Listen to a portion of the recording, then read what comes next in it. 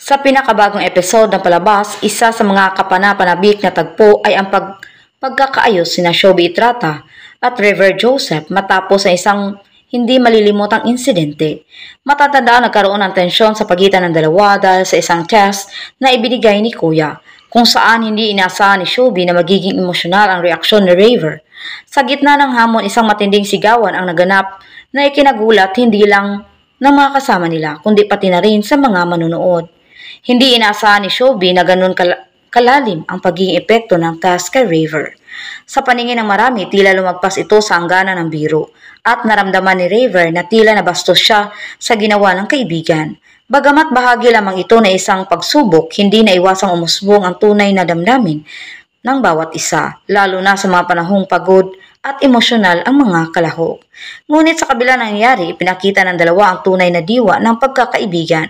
Sa isang seryosong pag-uusap, ipinakita na sa episode, humingi ng tawad si Shobi kay River. Tapos puso ang kanyang paghingi ng sorry habang ipinaliwanag niyang wala siyang intensyon saktan ang damdamin ng kaibigan. Sa kabilang banda, bukas din ang tinanggap ni River ang kanyang paghingi ng paumanhin at inamin din na maging masyado siyang apektado sa sitwasyon. Ang paliwanag sa pagitan nila ay naging emosyonal ngunit nakapagpapagaan dito at lumabas ang tunay na malalim na samahan na hindi basta-basta masisira sa isang di pagkakaunawaan. Pinuri rin nila ang ibang housemate dahil sa pagiging mature nila sa pagharap sa conflict. Sa halip ay palakihin pa ito. Piliin nilang ayusin agad ang gusot sa pamamagitan ng bukas na komunikasyon. Makikita rin sa sumusunod na eksena na balik na sa normal ang kanilang samahan.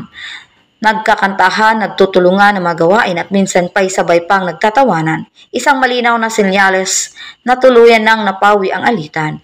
Napagtanto ng dalawa na ang pagsubok sa loob ng bahay ay hindi lang para sukatin ang kanilang tatag, kundi para rin pagtibayin ang mga ugnayan na nabuo sa loob. Tunay nang malapit sa loob ni Shobi kay River at ang pangyari ito ang nagpatunay kung gaano nila pinapahalagahan ang isa't isa. Sa kabila ng isang masaklap na sandali, nanaig pa rin ang malasakit, pangunawa at kapatawaran, mga haligi ng isang tunay na pagkakaibigan. Hindi na nakapagtataka kung bakit marami ang humahanga sa tambalang ito. Sa dulo ng araw, ang naging tampok ng pagkakaayos ni Shobi at River ay isang paalala sa lahat ng bawat pagtatalo ay may puwang para sa kapayapaan at sa bawat pagkukulang ay may pagkakataon para pag-unawaan. Muli nilang ipinakita na kahit nasa loob ng bahay ni Kuya, ang puso at pagkakaibigan ay nanatiling pinakamahalagang bagay. Maraming salamat sa inyong panonood.